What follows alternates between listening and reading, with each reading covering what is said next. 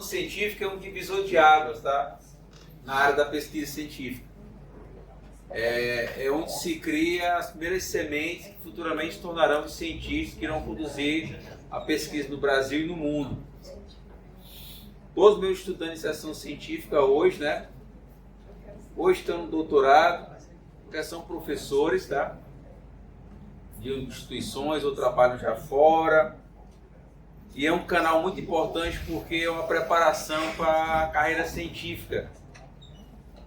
Por isso que a iniciação científica tem que ser voltada para aquilo que vai ser feito no mestrado e já encaminhar essa coisa logo cedo é uma vantagem enorme, porque tem tempo para aquilo que a gente acabou discutindo agora, né? Tempo para pensar.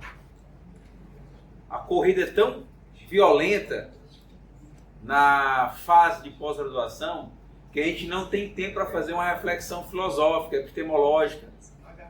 Tá? E às vezes a gente pode economizar esse tempo se souber aproveitar isso na graduação. Aproveitem a graduação para fazer pesquisa. Porque na medida que vocês vão avançando, esse tema vai ficando cada vez mais restrito, tem muita burocracia. E quando atinge o doutorado é a última chance. Depois disso não tem mais. Não, Thiago? A gente não tem tempo mais para nada. A não ser cuidar de vocês. E das responsabilidades de casa. Então por isso que é muito importante esse momento de compartilhar as vivências que estão ocorrendo na iniciação científica, mesmo sendo recém, né, orientandos de iniciação científica.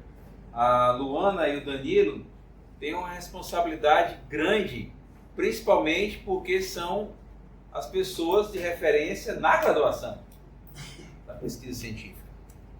E eles todos os dois já têm um histórico, porque eles chegaram a esse patamar de conseguir uma bolsa de iniciação científica do CNPq, não foi simplesmente porque estavam na fila esperando, mas porque estavam fazendo uma pesquisa de ponta com resultados muito interessantes que ambos irão apresentar na SAB. A SAB agora vai ter uma comitiva grande, nós temos 12 trabalhos para apresentar. Acredito que metade deles vão ser orais. E a gente tem aí desde iniciação científica até pós-doc.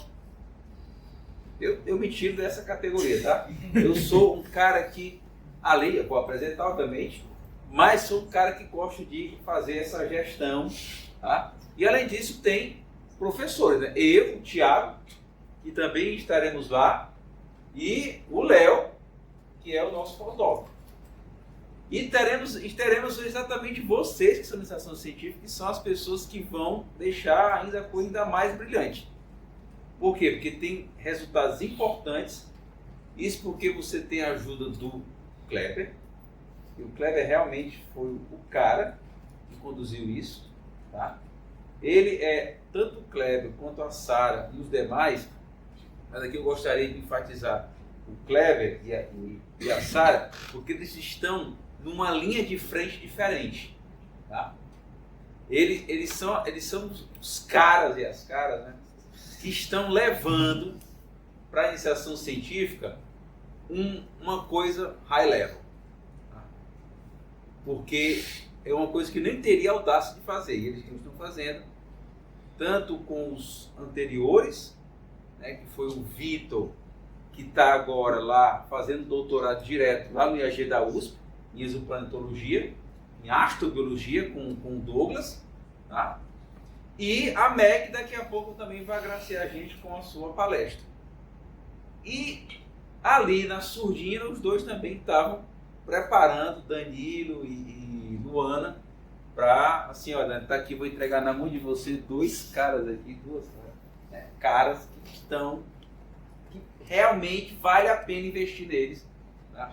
Então, é por isso que eu convido os dois para falar um pouco da experiência que eles estão tendo na pesquisa científica, uma coisa bem lúdica, bem à vontade, tudo, né? Isso é uma coisa que fica no bastidor e que fica mais as pessoas que estão envolvidas. A gente está vivendo isso constantemente, que a gente trabalha com essas coisas, né? A gente fica discutindo. Agora há pouco, né, Sara? olha, o nosso artigo vai ter que ir para outra revista porque não foi aceito no escopo da Monthly Notes. Então, vamos lá. Todas essas coisas operacionais e tudo burocrático a gente não tem diretamente no artigo. Essas coisas passam dentro do time. Então, por isso que convidar a Luana e o Danilo para descrever um pouco sobre esses bastidores é muito importante. Então, venham para cá. E eu fico aqui para ajudar vocês. E Cleber também, né? Tô aqui. Tem uma águazinha aqui pra vocês, tá bom? Pega aí, podem ficar à vontade aí. Vou sair daqui da frente. E legal a luzinha lá para deixar aquele tom de cinema, né? Primeiramente, bom dia. Bom dia. Gente, então vamos lá, né? Os bastidores da iniciação científica. Primeiramente, me chamo Danilo. Me chamo Luana. Quando o Brício, até o Brício que ele mandou, ei Dan, vocês podiam apresentar sobre os bastidores e tal, a gente, pode ser, né? Porque a gente vinha ali trabalhando com o Cleber já há bastante tempo, né, como IC voluntário, então a gente estava ali, o Cleber estava preparando o terreno, a gente passou por algumas etapas, tanto de que eu acho que é uma das etapas mais difíceis no processo de iniciação científica, que é justamente o que você vai pesquisar. Eu acho que esse é um ponto, porque você entra na faculdade porque você gosta de X. Mas aí quando você encara a realidade dos fatos, quando você vê como é o cenário de pesquisa. Então, a Luana, teve um grande acerto, ela e o Cleber. Eu fiquei patinando por muito tempo. Eu tinha ido para uma área... Foi um acerto. Você achou o seu caminho e seguiu. Mas eu peguei um trabalho, o Cleber me passou muitas coisas sobre ele. Tentei. Nadei e eu não saía da areia. E não consegui. Até que finalmente a gente chegou.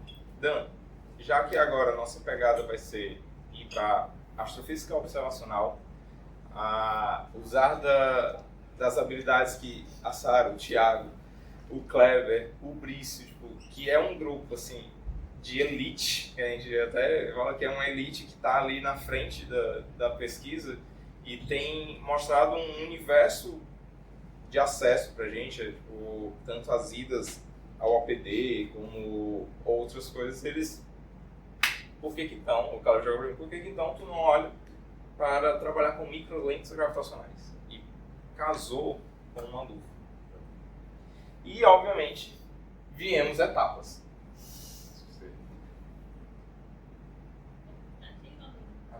No direito. Acho que... Aqui é um pouco do que a gente vai apresentar. É uma leve introdução e o índice.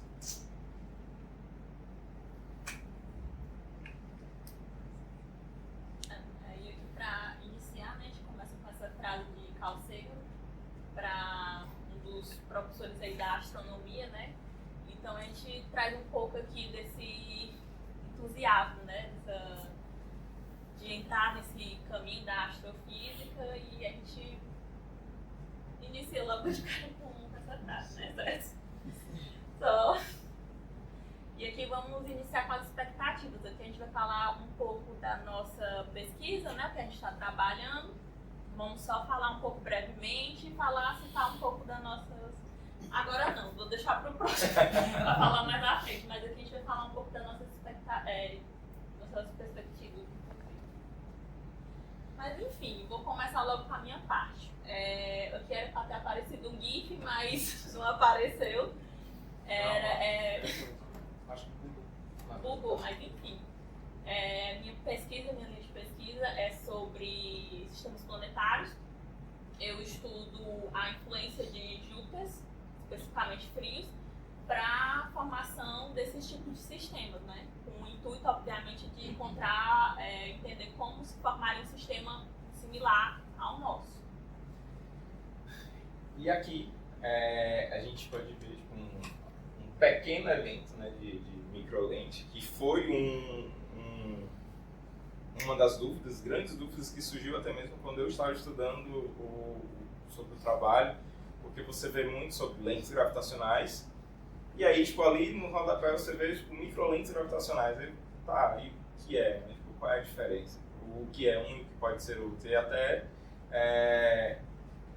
como a gente, tipo, eu tô seguindo aí, tentando seguir os caminhos que o Kleber tá traçando aí com a exoplanetologia, e eu acho uma das áreas, assim, que uma das áreas que mais me interessou quando eu entrei, né, aqui.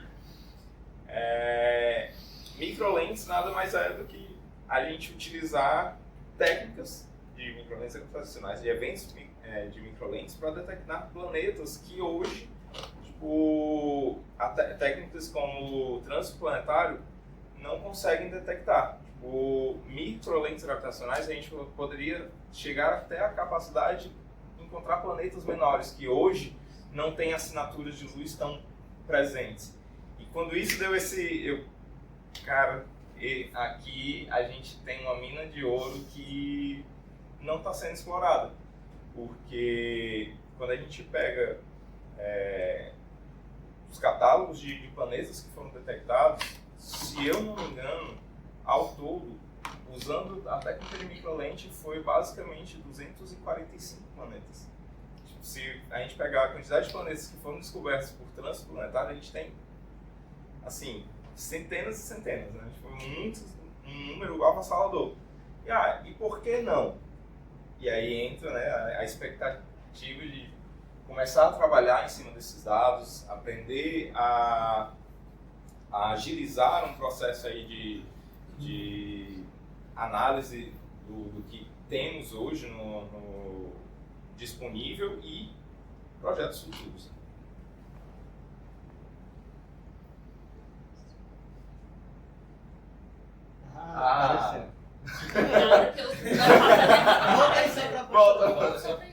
Volta aí. Não, volta.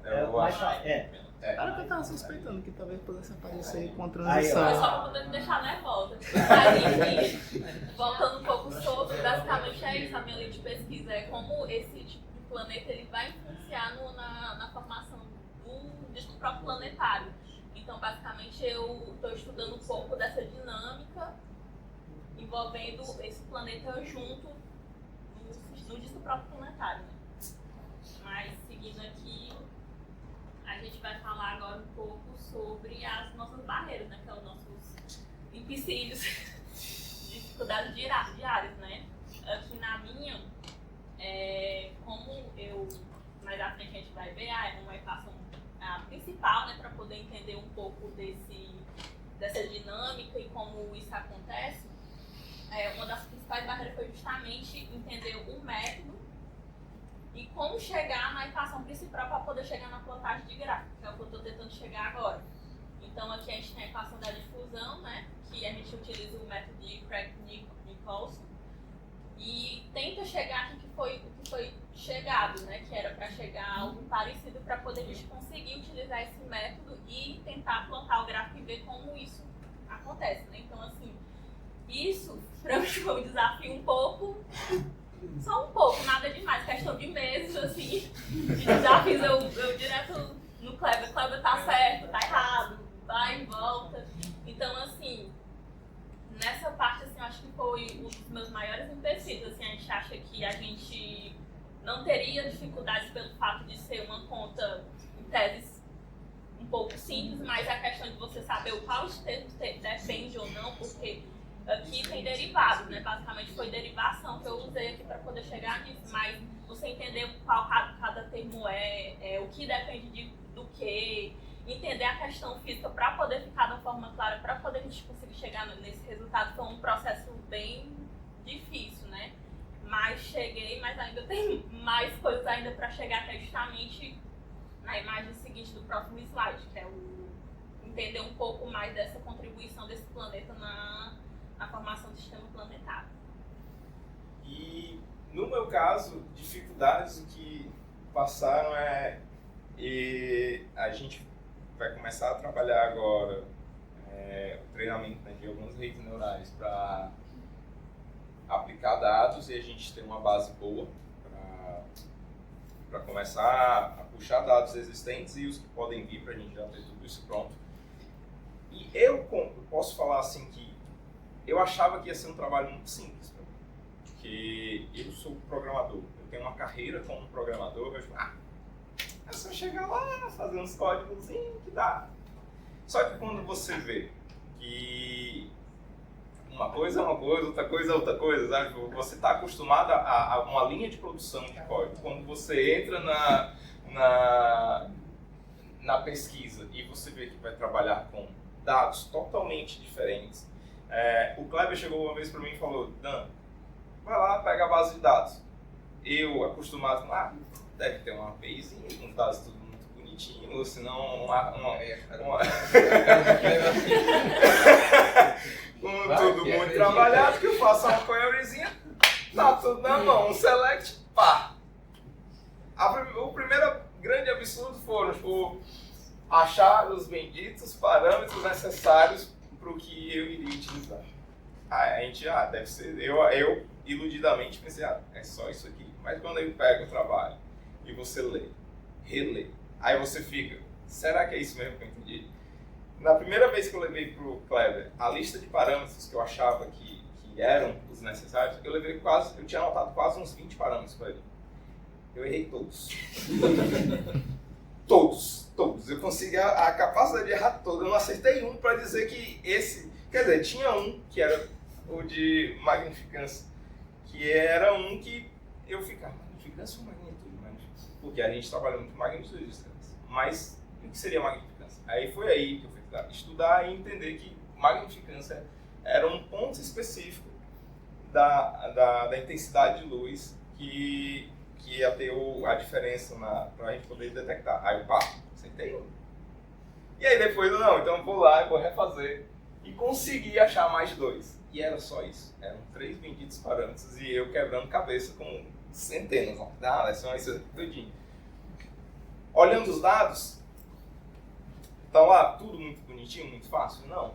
Eu já sei que, estudando a biblioteca que eu estou estudando agora, para a gente poder criar, eu já sei que para a gente chegar numa curva cáustica, que é algo que a gente utiliza, vem, como diria o Renan, muito conhecido de muitos, vem um catatal de contas até lá.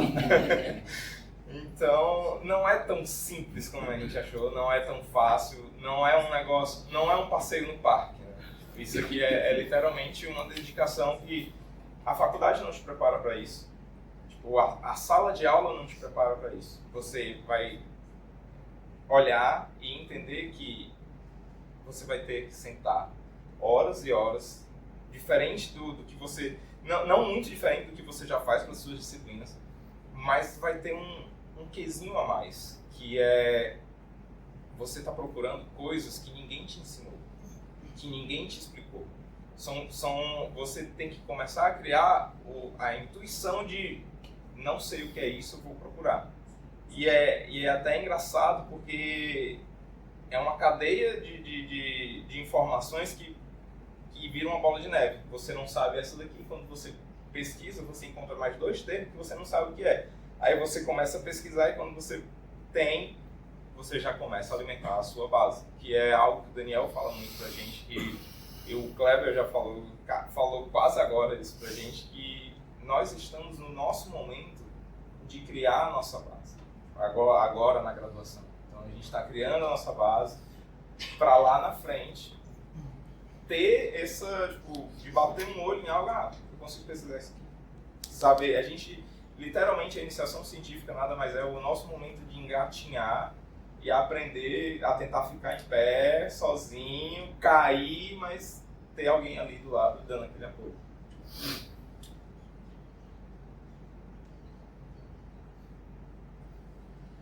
Isso aqui já, né? Já é autoexplicativo. Essa parte é onde a gente tem que tese chegar, né? Que é justamente onde eu tenho que chegar, nesse gráfico aqui bem simples e baseado justamente nessa equação, que é a equação que fala a distribuição de densidade no disco, né? Então aqui a gente tem as variáveis que são dependentes, né, para poder entender um pouco disso. Então aqui basicamente eu tenho que chegar nesse resultado. Então, assim, é um processo longo, como eu falei, tipo, para poder chegar naquelas contas ali já foi um processo longo. Então, assim, para chegar nisso aqui ainda falta só um pouco muito de coisa para poder conseguir plotar um gráfico desse, né? Porque eu acho que além das contas e de entender a parte conceitual, é também entender. Agora eu me perdi. Mas entendendo, ter paciência, né? Para poder chegar lá, não posso me esquecer, né? Tá todo esse patamar já, sem um neurônio mais funcionando, mas tudo bem.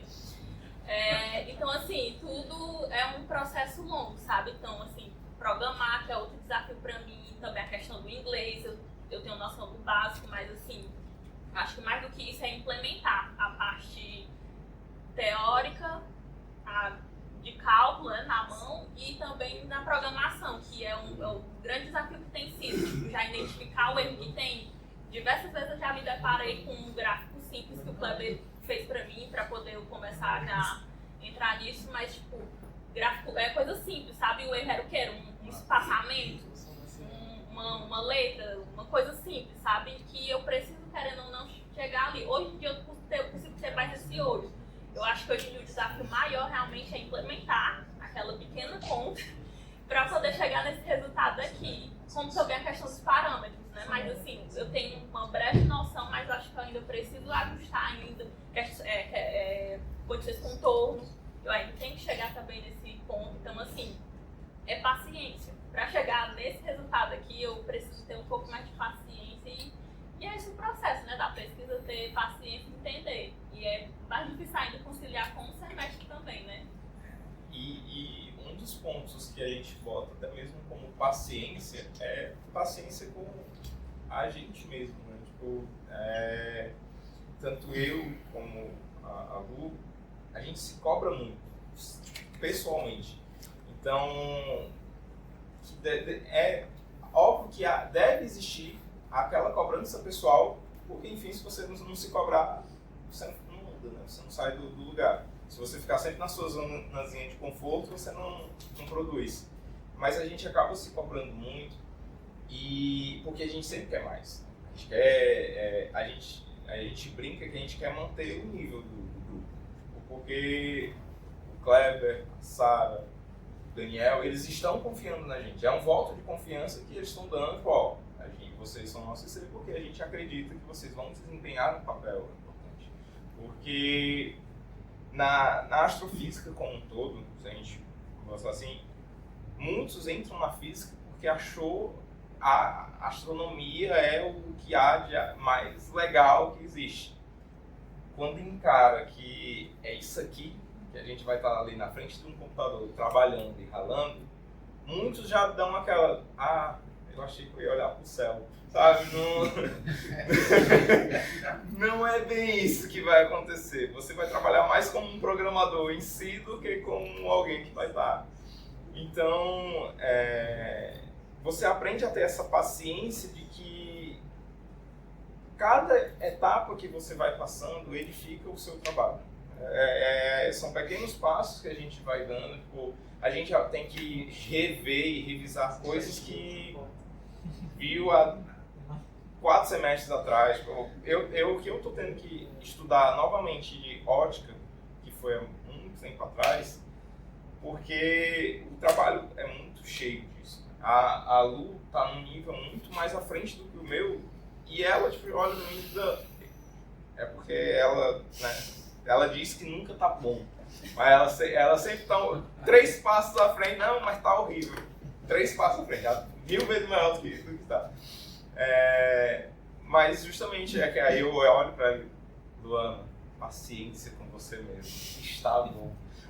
É até um jargão que eu usava, tipo, o bom é inimigo do ótimo. Né? É a pessoa que sempre procura, que tá ótimo, mas está bom, Tipo, é bom você correr atrás do ótimo, mas tá bom, calma, não se mata por um negócio que já está bom, não está.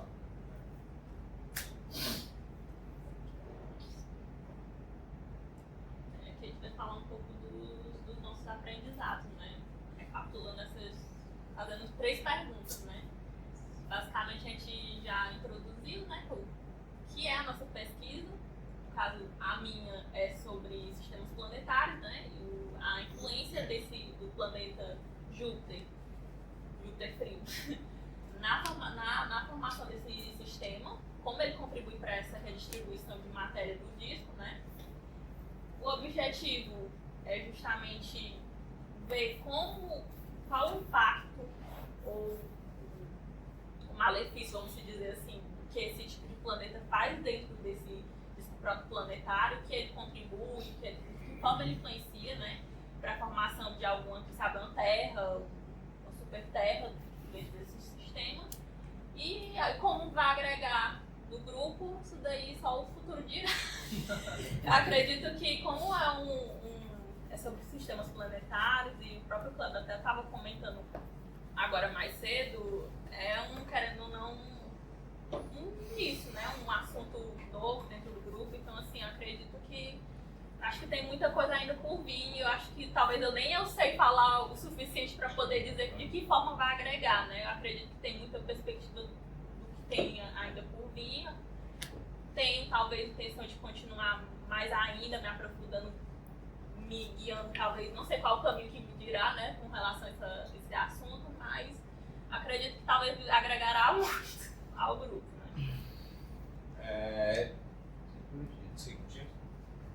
No meu caso, né, como eu falei, tipo, eu trabalho com microlentes gravitacionais. O objetivo eu até às vezes chego com minha esposa, tipo, amor, eu vou, na hora que eu tô indo dormir, amor, e se daqui a 3 anos eu achar uns 15 planetinhas, hein? Como você vai? Porque não é um negócio fácil achar, né? O professor Cada vez mais difícil. Tá aí, mas eu olho para esse trabalho com uma perspectiva grande, porque quem sabe num futuro a gente consiga até mesmo achar planetas que já estão lá, a gente já encontrou eles, mas aplicar a nossa técnica para também detectar eles, não só por trânsito, não só por... Tipo, a forma que a gente desenvolveu, o código que a gente desenvolveu, ele está sendo aplicado agora para outras formas. Então, tipo, isso para mim é... E o que isso irá agregar no grupo, eu acredito que é uma linha que vai trazer bons frutos pro grupo, né? Bom, eu e a Leana que estava falando, a gente nem consegue ver exatamente um futuro de como isso vai agregar, mas conversando com os demais, eles sempre falam, cara, vocês estão sendo os pioneiros dentro do grupo nessa pesquisa, então vocês já estão trazendo algo, né? Vocês já são agregadores em algo.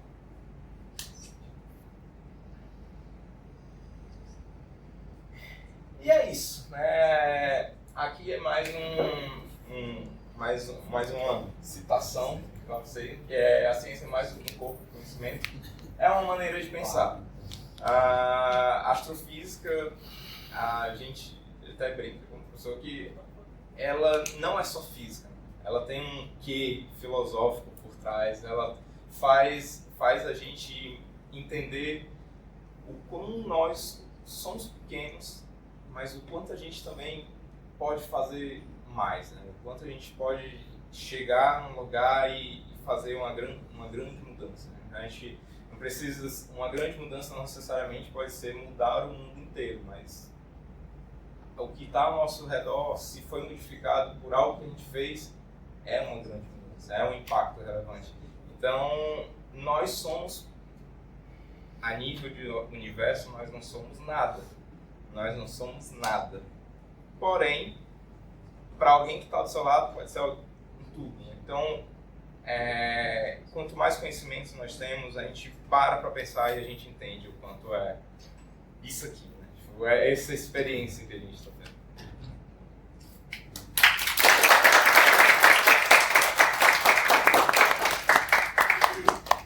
Não sei se é má influência minha, mas vocês estão filosóficos. Acho que é melhor deixar vocês filosofarem. Vocês é que são os protagonistas. Não, manda rapidinho. Isso, tá? Manda rapidinho. Pessoal, temos espaço para uma pergunta, tá? Porque depois vem o nosso... A última apresentação da manhã, né? O Felipe? percebi que a área de pesquisa de vocês era de astrofísica, certo? Vocês durante a apresentação relataram que é preciso ter um pouco de conhecimento em programação. A tecnologia ela vem evoluindo ao longo do tempo e a inteligência artificial ela já existia, porém atualmente ela tem ganhado popularidade. Eu pergunto para vocês, como é que a inteligência artificial pode influenciar na pesquisa? Essa pergunta é essencial.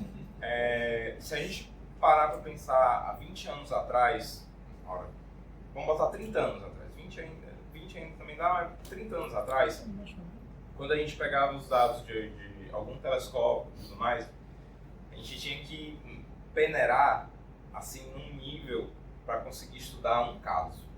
2, se você largasse o resto da sua vida todinha. 3, se você não batesse bem da cabeça. Hoje, com a ajuda da IA, tipo, de técnicas de redes neurais, a gente pode pegar uma massa de dados dessa e o computador vai fazer contas muito mais rápido que a gente. Então, a gente prepara ela para que ela faça uma varredura. Enquanto tipo, a gente, em um ano, estudaria um planeta, né, tentaria detectar um planeta, com um ano com uma IA rodando, fazendo aquilo que você preparou ela, você treinou ela, tendo uma taxa aí de acerto acima de uns 90%, que é o ideal, a gente pode varrer alguns sistemas. Então, a IA hoje é uma excelente ferramenta para a gente, justamente para acelerar os nossos resultados, os nossos dados de trabalho. Então, hoje a gente usa como aliado. Claro que no futuro a gente ainda vai precisar estar existindo, porque a IA vai dar, isso aqui é o que eu acho que é um planeta. Mas somos nós que vamos ter o olhar crítico de, rapaz, de fato, vamos lá no telescópio, tá? Vamos mirar para cá e fazer uma análise detalhada disso aqui. Entendeu? Então, hoje, ela é uma ferramenta que nos auxilia a pegar dados até que de telescópios que passaram despercebidos e a gente consegue ter um pouquinho melhor na precisão dela.